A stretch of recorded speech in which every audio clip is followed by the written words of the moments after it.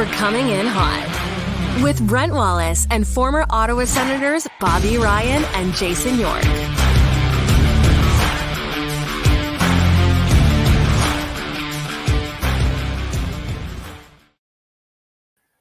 Good afternoon, everybody. Welcome to Coming In Hot. Brent Wallace alongside Pin Dick, Jason York, and one Coming In Hot, Bobby Ryan. Oh, there we go. Sorry. Couple extra lights for us. There we go. How's everybody doing today? Everybody over here is phenomenal. How are you doing? I'm great. Great. Well, I could be a grandfather. I could be a grandfather by this evening, fellas. Did you hear that? My daughter is gone to the hospital, so we'll see. We've got the phone ready, waiting for the call. So we'll see what happens. Good luck. Keep us posted. Yep. Bobby, do we have to get him a gift? No. No. Is that the first grandkid?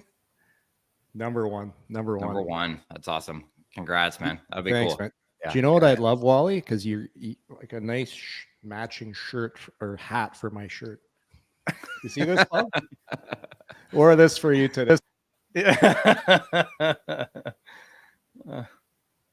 I just got a great text from Jason York, so I think it was delayed, but well, nice to see both of you. I haven't been on Twitter all day, you. so I don't know what's going on. We'll start the show with, hey, the Sens are in Minnesota, looking to win 6 in a row.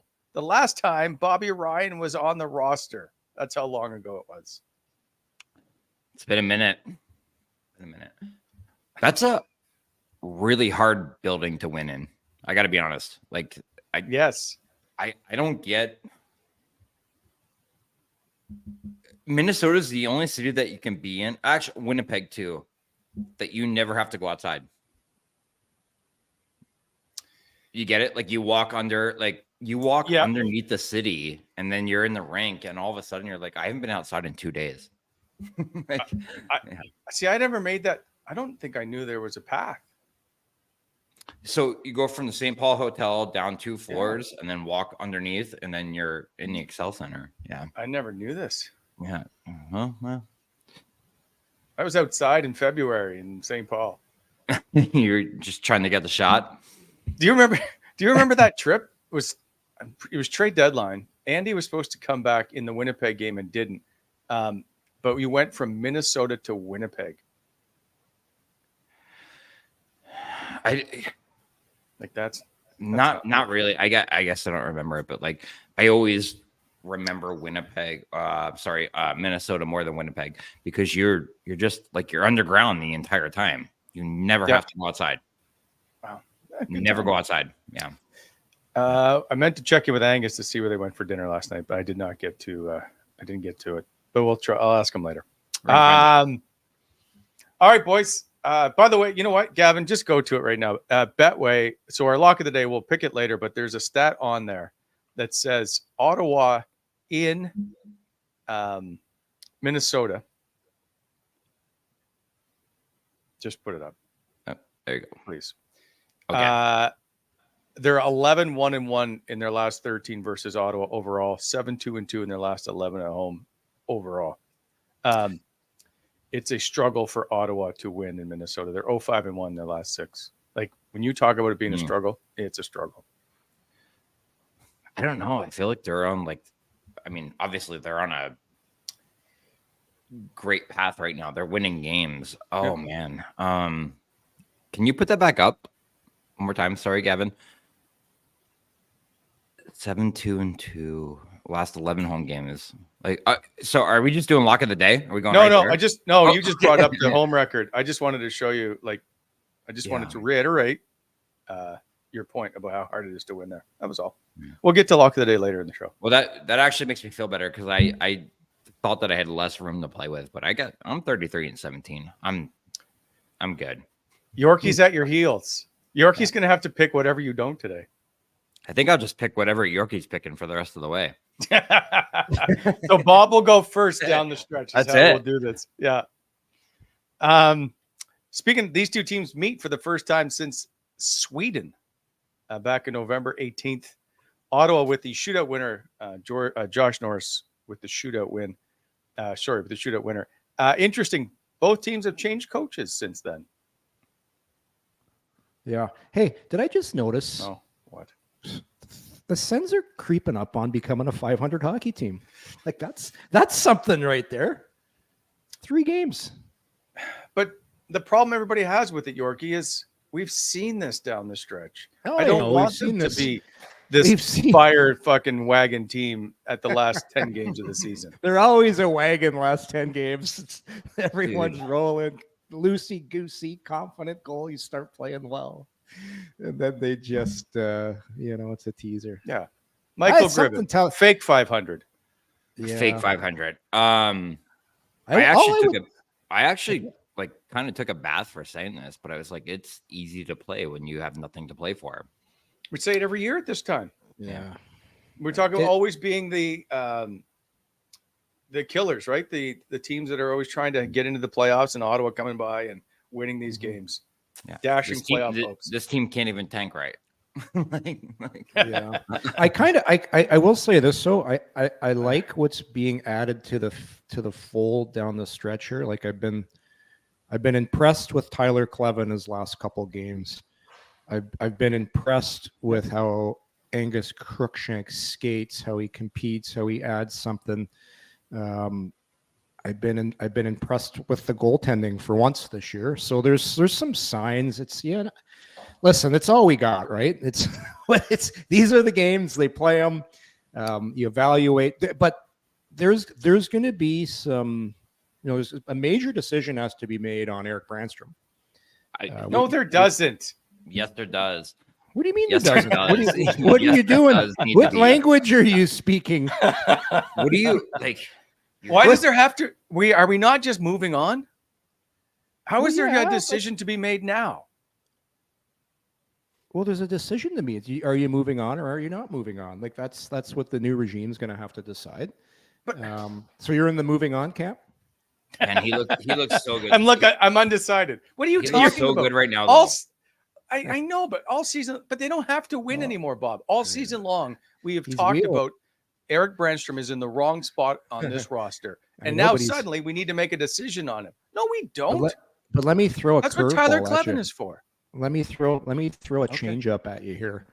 What if they decide to move one of either Chychrun or Chabot?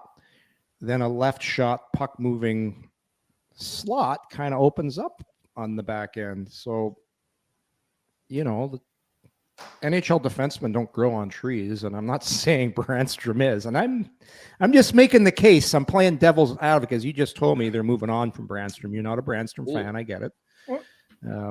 That's all you said all season. And now suddenly we're going to have a debate? No. No. I want to get Brandy Nate. You're missing what Yorkie is saying. I want to get Brandy Nation coming down on Wally hard. No. They've been quiet all year. Want to be on the bandwagon? The bandwagon.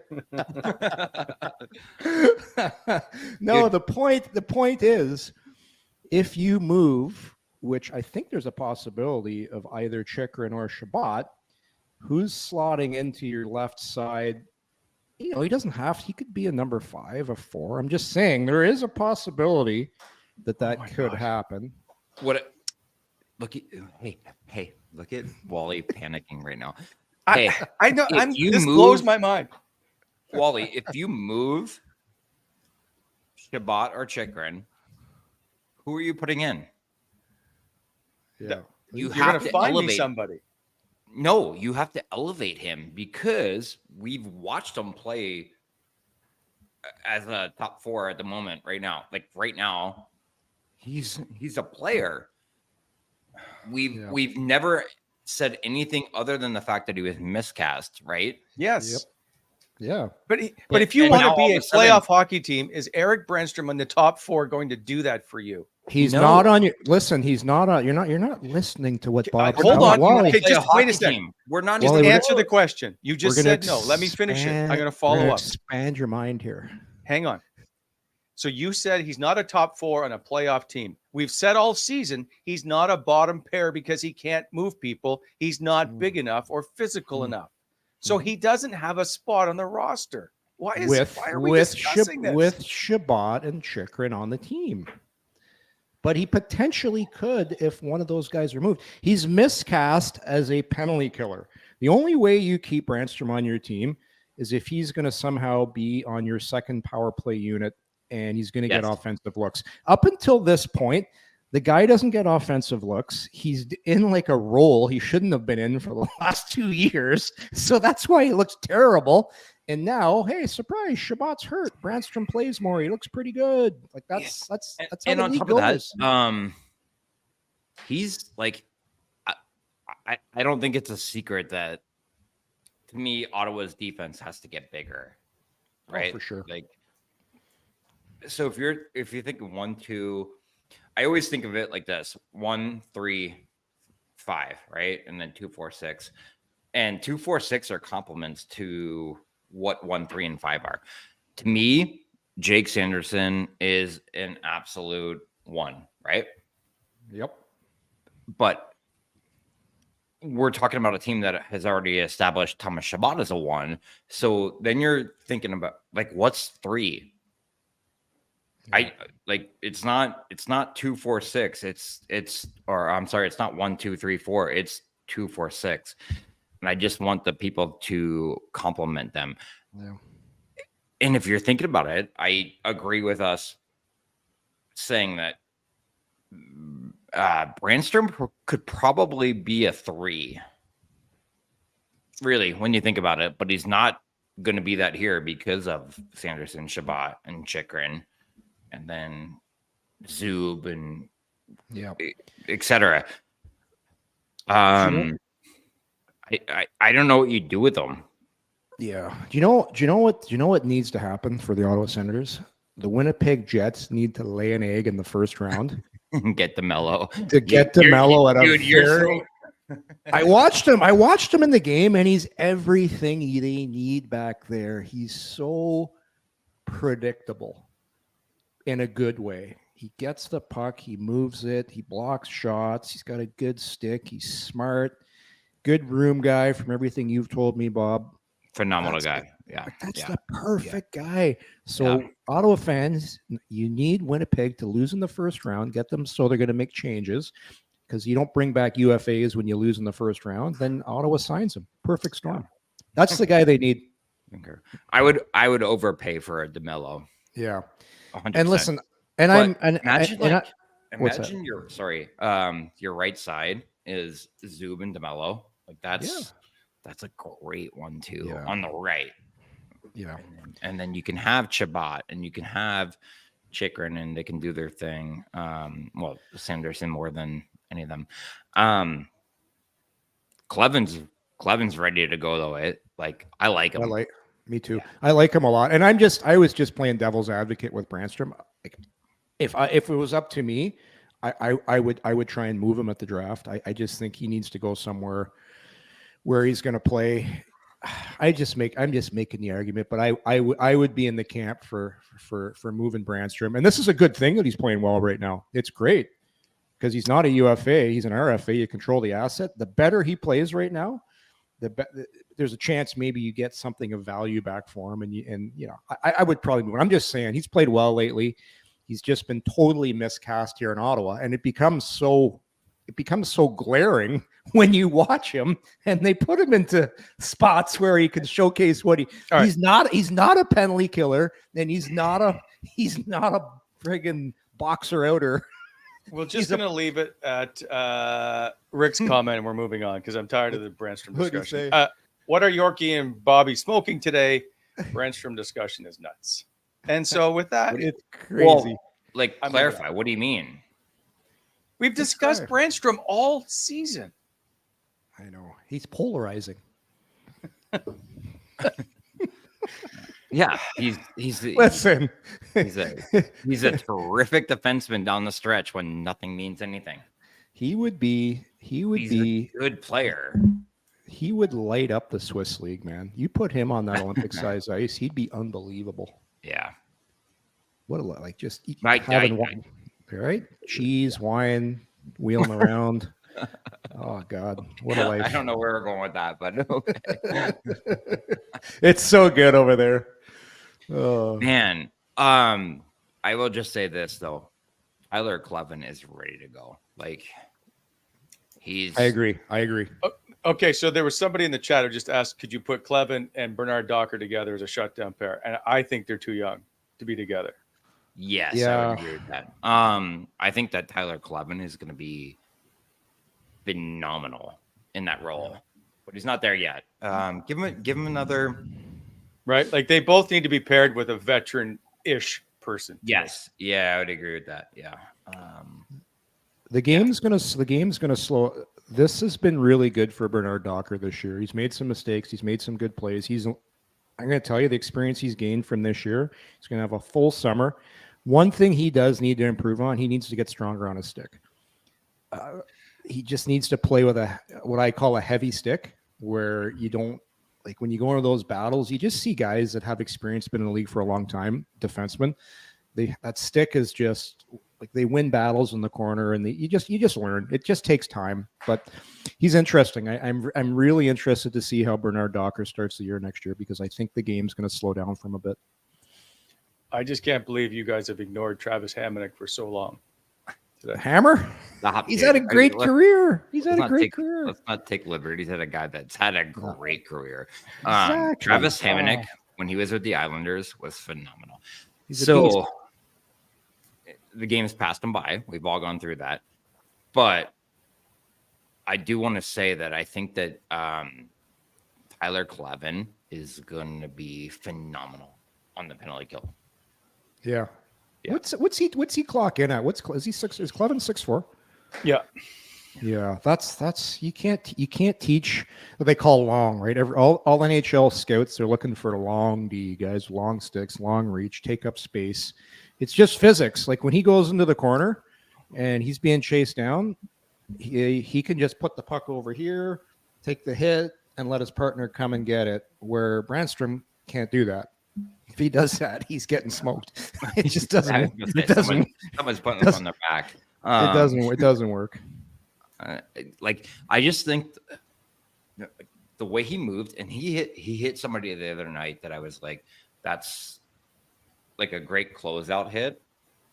But when you're 6 whatever he is, and you have that weight, and you hit people, they remember it, right, Yorkie? Oh yeah, leaves a mark. I don't think that the Sens have had a player since probably Meth, Philly, maybe. Oh, Meth, yeah. Meth was heavy, big ass, played a heavy game. Yeah, and when Meth hit you, you knew it, right? I think the same can be said of what I think Tyler Clevin is going to be. So Meth had that like centaur body, right? Yeah, built like the centaur, just a huge ass, yeah, dude. And that guy could skate all day, right? I don't know if Tyler is as good as a skater as Meth. I don't know that, but yeah, Meth could wheel. Yeah, but when I'll never forget playing against Meth when he was in Columbus, and I'm like, he's on your back, right? Like, yeah, the Sens don't have anybody that can do that, and Tyler could absolutely do that. Like you know that guy's on your back. You know that he's right there. It's a big hole in the lineup right now, and you got a guy that can hopefully. He needs a huge summer. Probably a good idea if he stayed here, stay in town. Yeah. They had, by the way, Eric Goodbranson as someone, and he just didn't work out here. But there has been a couple guys. I think of Braden Coburn again. He was here for like 3 seconds. They just kind of, I don't know. They just kind of miscast guys for a couple of years there. Yeah, they just couldn't find a fit. I know what they were trying to do is add some veterans, as we keep talking about, like the Derek Stepan, Cedric Paquette. There was just, none of them seemed to make any sense. Who was? Oh, Josh Brown, Mike Riley, not a big guy, just another defenseman they brought in as a veteran. Mike Riley was good. Like that. He was good. I would love to see.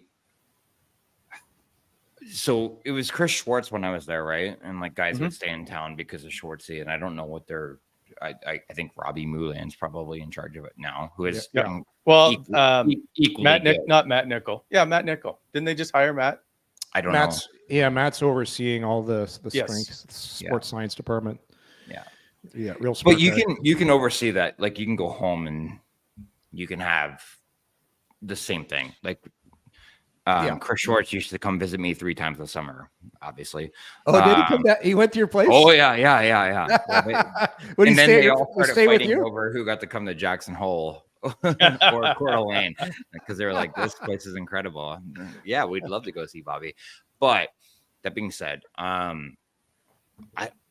Tyler Cleven's a specimen. I don't think he has to worry about being in front of those guys every day is what I'm saying, right? Like I had to worry about that. Those guys don't. I had to worry about you were the guy they had to fly in to see in the summer. Oh yeah. Check Oh in? yeah. No, they basically lived at my house. And then on top of it, the absolute other side of it was Craig Anderson, where they were like, "Hey, Bobby's eating chicken and nothing," and would send pictures of Craig Anderson eating Oreos. I hated him. I'm like, I hate you guys. I played with Mark Savard was the same. The trainers had to fly and see him too. Make sure he was working out. I saw something in our chat that said Chabot should get stronger because he's fragile. He's not fragile. Actually, Thomas Chabot is... He's not fragile. He caught a rut and broke his leg. It's not fragile. He caught a rut and then he's been on the injury train. That kid was 19 years old playing 26 minutes a night. There's nothing fragile about Thomas Chabot. No, he plays, and we all think that because he gets hurt that he's fragile. He's takes an awful lot of pounding. Yeah. Mm-hmm. Yeah, there's nothing fragile about him. I would actually venture to say that he's top 5 that I've ever seen. Stability wise and like injury prone or whatever. You mean pain tolerance? Yes, he's just unlucky. He caught a rut and broke his tib. Like, what do you do with that, right? Yeah, that's bad luck. Yeah. All right, moving on. We got to get some work done here. First of all, let's take care of some business. This show always proudly presented by our good friends at Betway. Bet your way with Betway. Must be 19 plus. Please play responsibly. Go to betway.ca. Lock of the day coming up later. As well as our good friends at BEI, Bonashore Excavating. They heavy civil general contractor in both the public and the private sectors. So when planning your next project, consider them for your aggregate supply needs. You can find them at bonashoreexcavating.com or at 613-432-1120. BEI is always helping to shape the Ottawa Valley. And named Canada's best mattress once again by Canadian Living, Douglas Mattress. Unrivaled comfort, feel, motion isolation, sleeps very cool and relieves those pesky pressure points. Loved by more than 200,000 Canadians and over 10,000 5-star reviews. You can order it very easily online and usually get it in 1 to 4 business days. Every mattress order comes with that free comfort sleep bundle, pillows, sheets, and mattress protector. You can order your Douglas today. Don't wait. Start your 365 night sleep trial by visiting douglas.ca/CIH. And of course, by Wendy's, our good friends. Go to Wendy's. Go to Daily Face Off and join the Wendy's Daily Face Off Survivor Pool. The only thing sweeter than the taste of victory is starting your day with the new Cinnabon pull-aparts from Wendy's. They are delicious, but there's no reason you can't have both now. Wendy's and Daily Face Off Fantasy are giving you a chance to win weekly prizes all season long. So, hey, even if you make a few wrong picks, or at least heading to Wendy's right now for a $5 Cinnabon pull-apart and a small coffee is a fantastic choice. Sign up for the Daily Face Off Survivor Pool today. Sponsored by Wendy's and the Wendy's app. Time for Did You Know? With their win in Winnipeg on Saturday, the Sens earned their first win against a Western Conference opponent this season. The only time the Sens failed to win in the West was their inaugural season, which the team managed just one road win all season. They went 1-41. By the way, NHL record for most losses in one season, 41. Wow. Oh, did you imagine? how painful. Like we had Jamie Baker on the show just talking about how painful that was. Yeah, I love Bakes. Yeah, that's crazy. The amount of losses they had that year. Just yeah, I got lots of time for Bakes. He's one of the smartest guys when you ever want to talk hockey about.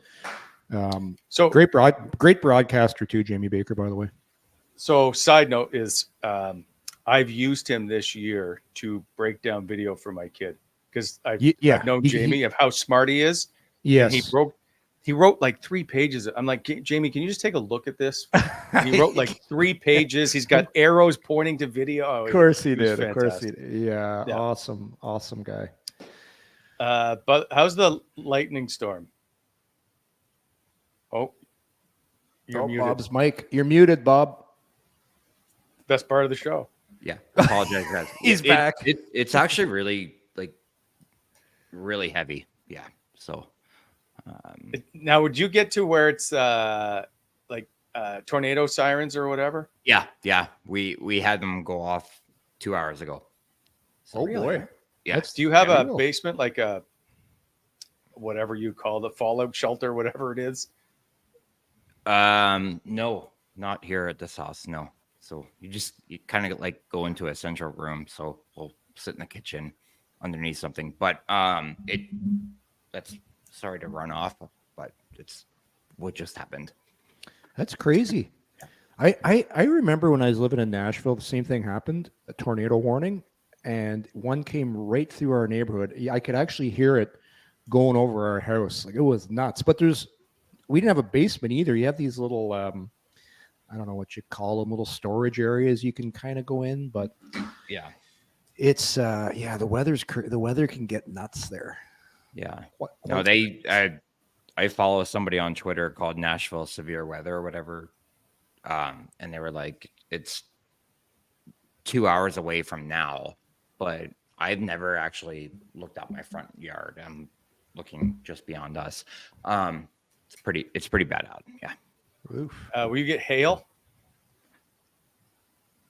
No hail. No, but yeah, they basically like every single school has let out, and then every single business, like, and I get my phone, obviously, everything's shutting down, all the business, everything. Yeah. Well, we're in for the day. So Yorkie, you have no excuse if your internet is crappy anymore. Yeah. Nothing. No, I'm good. I'm good.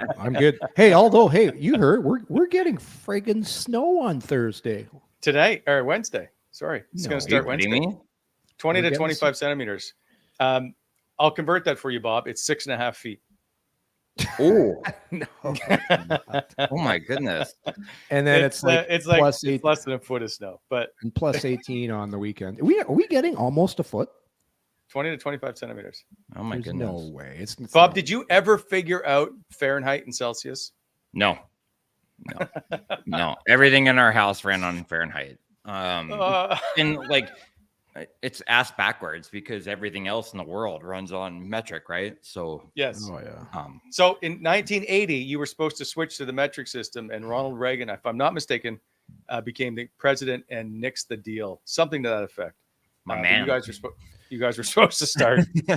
Hey, I don't ever actually check this, but Chris Fortin on our, I think I'm on like Facebook chat or whatever, had said something that was really, really good.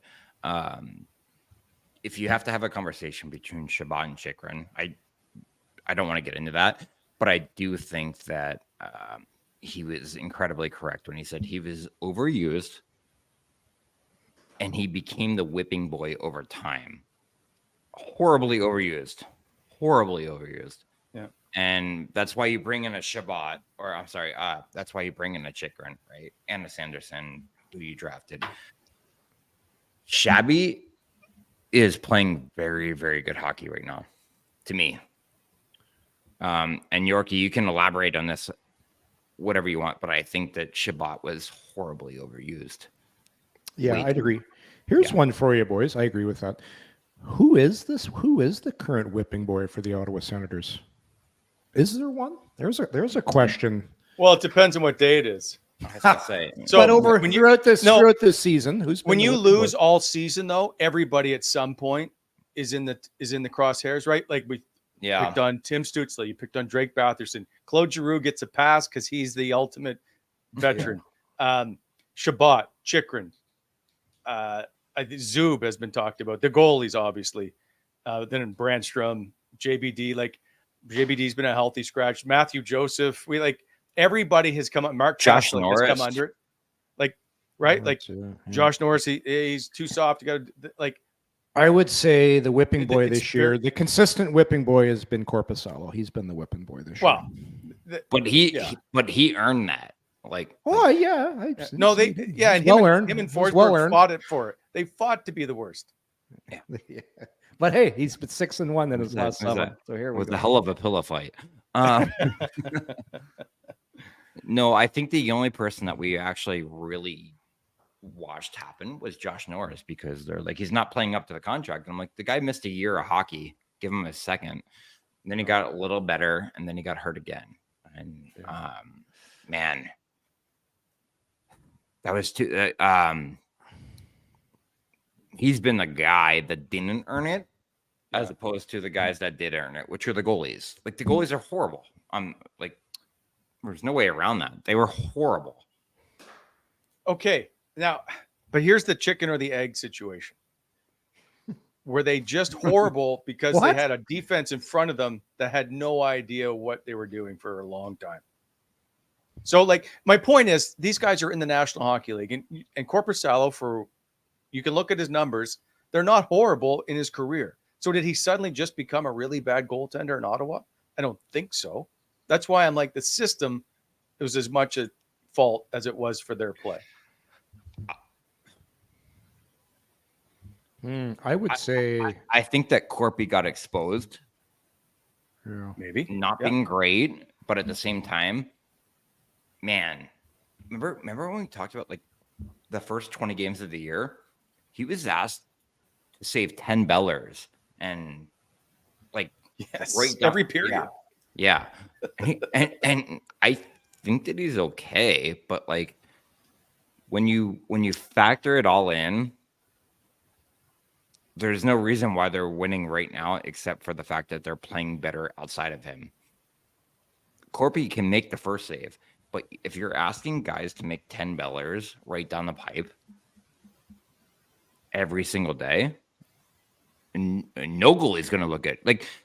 That's my point. Look at Cam Talbot. Yep, he's an all-star, and they couldn't wait for him to leave Ottawa. Right? Yeah, when you deflect to the outside, it changes everything, doesn't it, Yorkie? Well, there's obviously something to be said for goalies that have played here throughout the last 5 or 6 years, and then what happens while they're here and when they leave. It can't just be a coincidence. Like, there's obviously something to it. Yeah, but most. All right, go ahead. But no, there's something to that. But I also agree to, and that playing in a Canadian market is very difficult for goaltenders. I saw it when Gerber came here. Like, he was so good in Carolina, and it's a total different mentality. There's way more pressure, and you're way under the microscope. And I look at where Korpisalo played before he got here. He played in Columbus, and he played in LA. Two very different markets in Ottawa. Then you just can't get away from the noise here. Does that have everything to do with it? No, but I think it has a little bit to do with it, because it's a different kind of pressure. First of all, the career high for him was 35 starts. Yeah, there's that. Year, right? I think he didn't play a lot. I think it's a magnitude of reasons. But if you are a goalie, your entire career has been under the microscope. There isn't one season where you're not looked at as either you win or you lose. It's the only position in hockey where you get tagged with wins and losses. Yeah. So I don't buy it's too tough to play in Canada. Every time you're on the ice, you are a focal point. It's not that it's too tough. It's some guys thrive under it. Some guys wilt under it. That's just the way same could be said for Philadelphia, Boston, Philadelphia, Detroit, same thing. Washington. 100%. It's the expectations are higher, because when you're at the rink, you exude or you put out so much energy, and you have to have downtime. When you get away from it, and I just think some markets, some guys can handle it and some guys can't. It's always been that way. And like when I played in Anaheim, there is no pressure whatsoever. Like Zero. it's just like it's great if you're a goalie. Okay, how many times have you seen a clip from Jonas Corposalo being questioned about his game?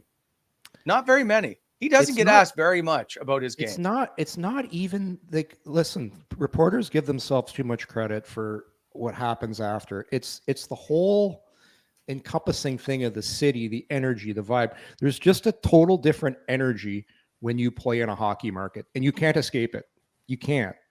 And some are bigger than others. And I really believe it, especially with goalies. Some goalies just can't play in tough markets, and that's just the way it is. Yeah, I agree with that. And I actually never really have the chat up, but I do today. And I because I was still have you had enough of social media? Yeah. No, get cooking. I got 10 acres. I wouldn't pay to watch them on one. But Wally, you're stirring the pot. Rick was sorry. I'm going back up. A couple of people had said, "Hey, like, would you bring Craig Anderson back in a goalie role or whatever?" And Craig is very, very happy doing that for Buffalo. Craig went on to found like he went and found a home in Buffalo. Like that was like it just made sense to him, the people that he was around, whatever. And it's not a goalie coach. It's not anybody that's going to tell you put your paddle down or anything like that. It's just a mentality, isn't it? Like it's just a mentality. Craig Anderson was able to play because he didn't give a shit. And I think that's very rare. I think I think those guys they hear things and you start to hear things differently. It's hard to play goalie in Canada, isn't it? Look at Toronto. Like, No. how many goalies have they got? Yeah, it is. It's just when you get pulled. when you get pulled in a game in Anaheim. I'll use Anaheim for example. The next game when you're playing again, nobody in the stands remembers it.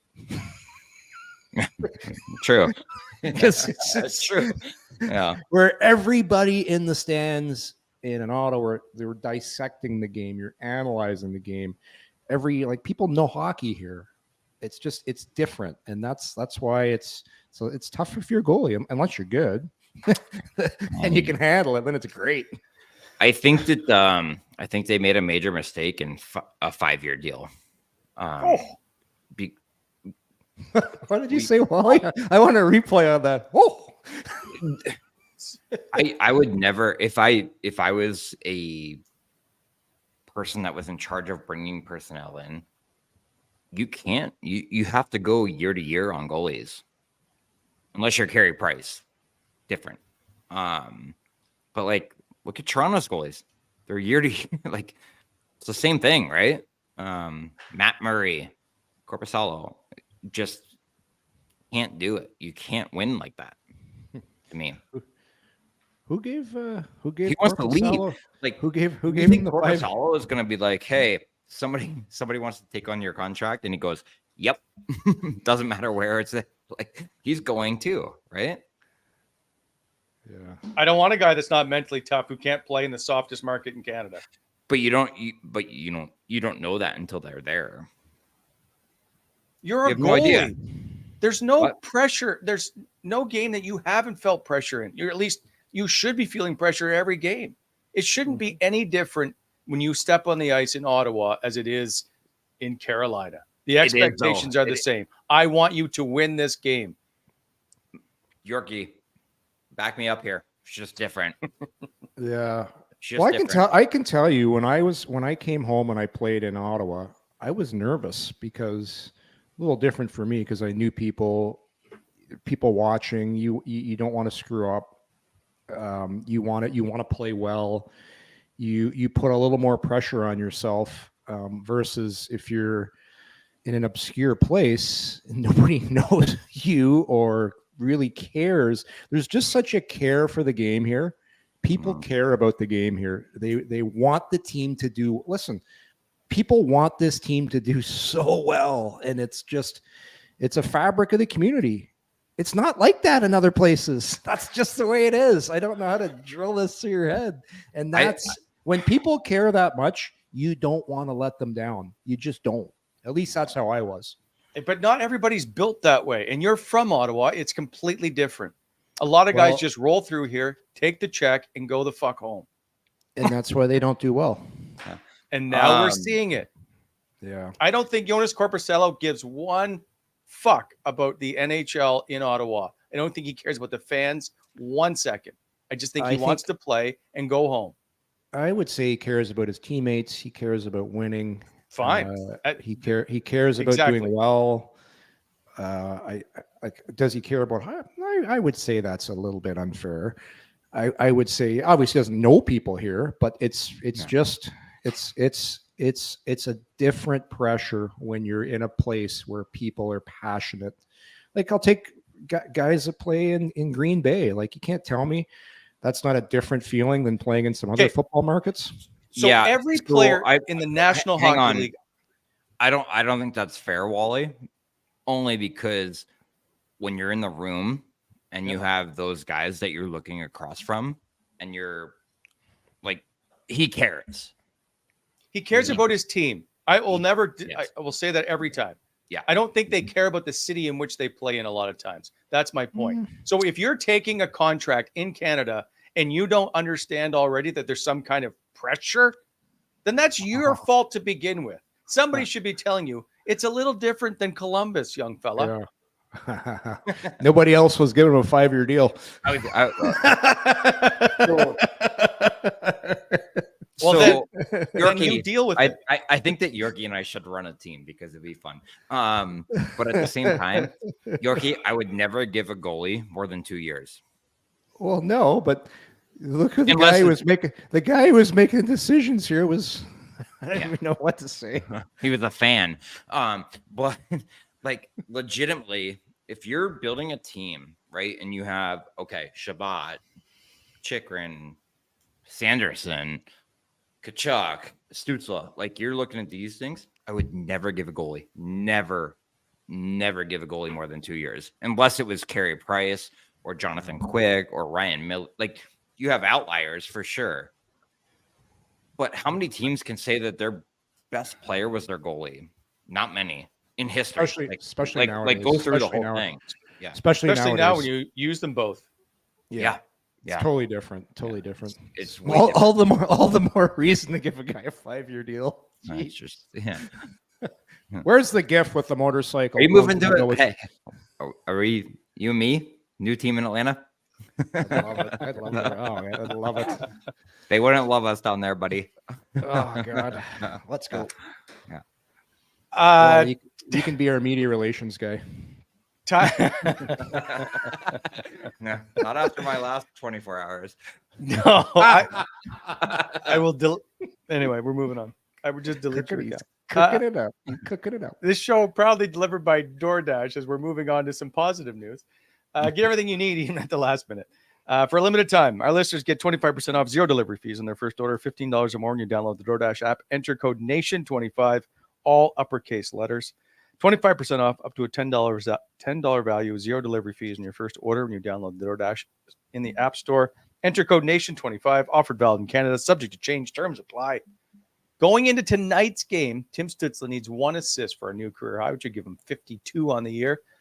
He has, by the way, the third most assists of any player in franchise history under the age of 23, and he doesn't turn 23 until January next year. So there's a chance he will flirt with the top of this list.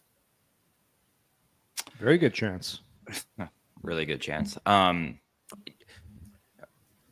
We've talked about how special he is, but he's kind of like he's kind of flown under the radar. Does that make sense? Yes. Because you know why? I feel like people are the stuff on the ice, whether it's the falling, the complaining, whatever, takes away from his game. I know that I've texted both of you guys like in private about this, and I was like, he's got to stop with a couple different things. There's a little bit too much drama for me sometimes as a player, but it does not take away from the fact that he is like we are watching a special player, and he just continues to build point. Like I think it was a week ago, he had 3 assists, and I was like, he was terrible tonight. And he had 3 assists. It's amazing though, right? He's unbelievable. Yeah. We're just watching we're watching a special player kind of take over. You know, you know what continues to amaze me when I watch him play? It's expected when he gets the puck. Let's say he gets the puck around his own blue line. We've watched a few of these clips where he just creates ice somehow for himself. It's like, oh, I'm gonna like cross over here and stick handle over here, do it at full speed, make a huge move here that maybe 5 guys in the league could do right now. And now it's just people like we watch it, and I think people take it for granted. Some of the little things he does that don't even involve getting points or goals or assists. It's his ability to carry the puck through traffic and in tight spaces. It's just crazy that some of the stuff he can do. I will say I've never been on the ice with him, but watching him on his edge, like I don't know that, and I would love to skate with him just to see it and feel it, Yorkie. But I don't know that I've ever seen anybody. That's a big statement. Better on their edges. Who in the league right now, if you think of guys that are great on their edges, like that just have that, it's the change of direction that he has, like the little tight space change of directions that he could do at very high speeds. Because Hughes is like, they're pretty similar. They're just so nifty and tight, and not afraid to try stuff. Who? Yeah, Matt Duchene. When you would have played with him in Ottawa. Was he? Yeah, not even close. Not even close. Really? Because people always talk about how he can work his way out of a phone booth. No, not like this guy. Like, please don't discredit Matt Duchene because I think he's phenomenal.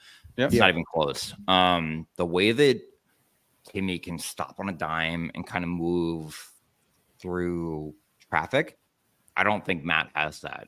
And I don't think I'm doing Matt a disservice. I see what you're saying. Yeah. You're talking about skating through the game as opposed to just down low and in the corner. Exactly. Yeah. Like Matt could put you on his back and move off of it. So can Timmy, but Timmy does it at a different level of he's like I don't know how to describe him. Jack Hughes is the only guy that I can think of. He's like an ice dancer. It's like he's like all I think about is slap shot. Move your ass.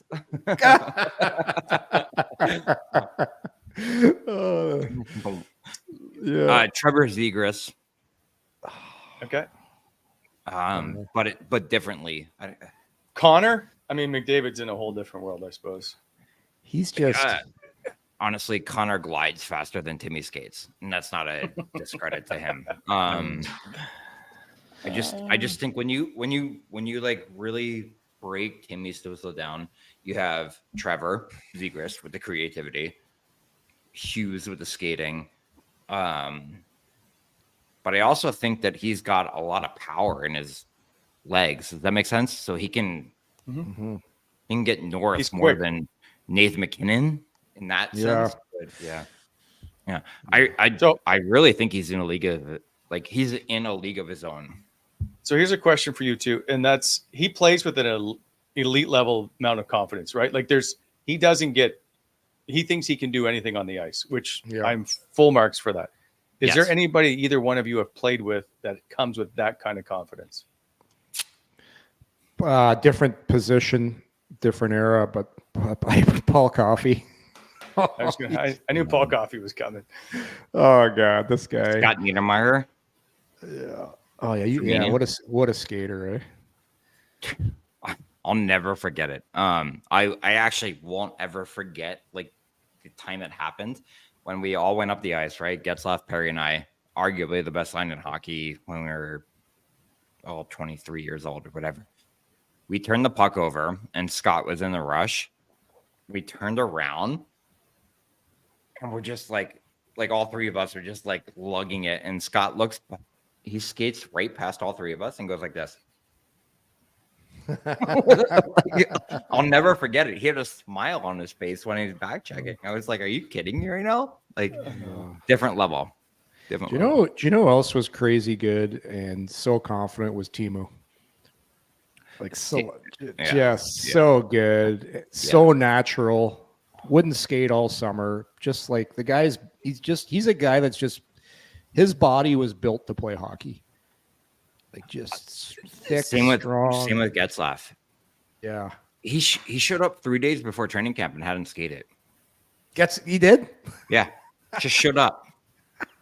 Came to training camp 3 days beforehand, and then on top of that, I will say that the best person that I've ever played with, like from hands, you cannot give Chris Pronger a bad pass.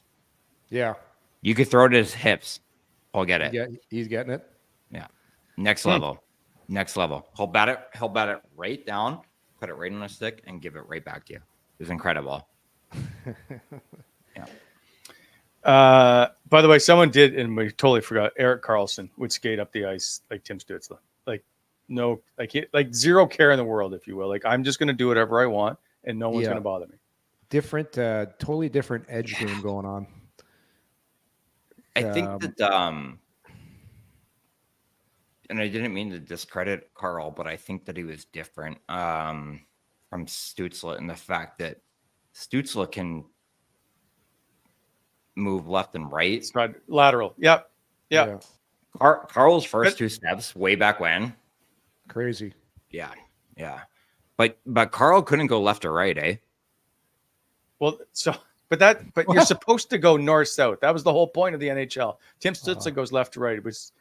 Yeah. I watched Carl do you guys were, I was at a practice and guys are on it was the blue line skate. So you're at neutral zone and you line up on the blue line, you go to the other blue line, stop and go back to the other blue line. Mm-hmm. He was beating guys by 7 strides because he's so quick off the start. He was taking basically this explosive start and then about 2, maybe 3 strides between the entire circumference of the blue lines. It was like watching a rocket take off, but a smooth one. And and Timmy doesn't skate like that. Timmy is, like Bob said, he's more like a snake skating. He's going left side to side, left to right. Carl's like a rocket. Just like I kind of forgot about him, but when you think about like a player grabbing a puck from the backhand, move with a forehand, and go north. Yeah. Eric is. Yeah. There's nobody else that does it like that. Yeah. Really I used to watch him walk the blue line too when you're talking about that, when he'd pick it up on the boards and he'd take this one power push step off the line and all of a sudden he was at the middle of the ice. He's gone. He's gone. Yeah. It's so good. But he couldn't turn. It's true. Couldn't turn. He couldn't turn right or whatever it was. He couldn't turn in. Is that what it was? The right pivot. I used to like know that I was coming down on Carl on a 2-on-1 or a 1-on-1. Go to his right side. He can't turn. You know what he started? That's not a default. It was just like he was just so much better to left. He was all world at one and not great at the other. Do you know what he started doing though? When guys would go wide on him and they'd try to take him wide on that right side, he just started skating forwards and would skate in front of the guy and like take the lane and then take his puck. Like, he would skate to the post. Yeah. Just skate to the post. You cut the guy off. Yeah, he figured it out. Yep. All right. Time for Lock of the Day. Brought to you by Betway. Bet your way with Betway. Must be 19 plus. Please play responsibly. Go to betway.ca. Lots to do in this one if you're looking for some parlays. But, gentlemen, we need to discuss if Ottawa is going to be able to continue that win streak while ending an 0-for-6 run in Minnesota at the moment. I hate that building.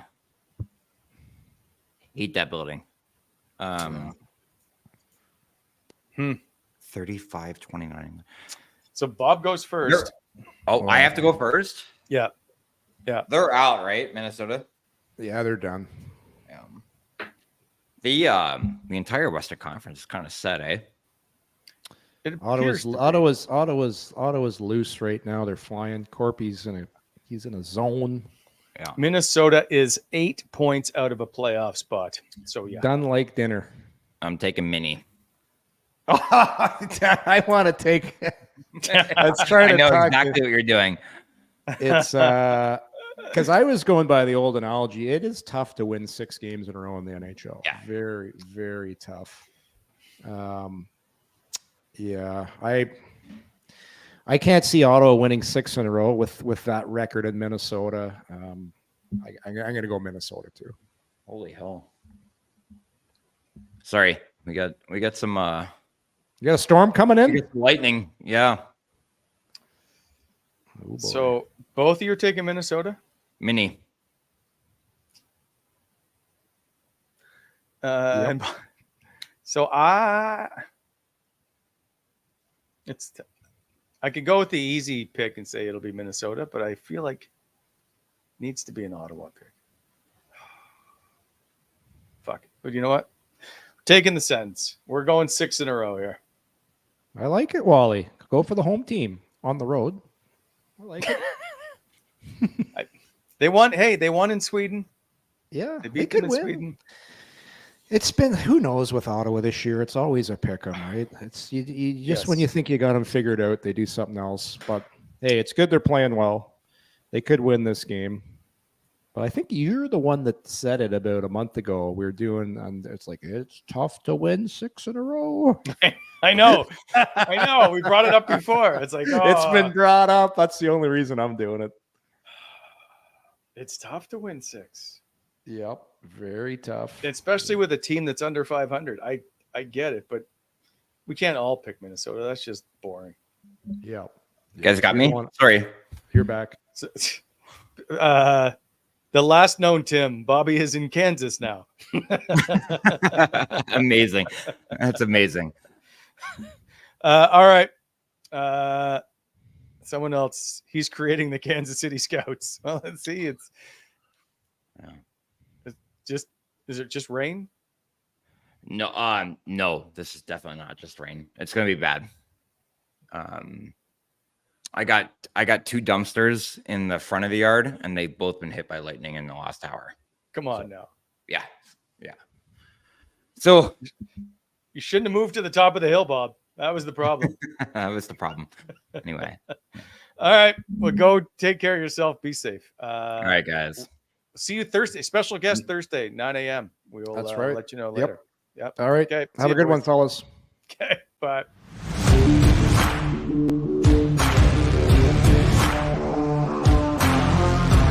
Thanks for tuning in to Coming In Hot. If you enjoyed the show, hit that like button and be sure to subscribe to never miss an episode.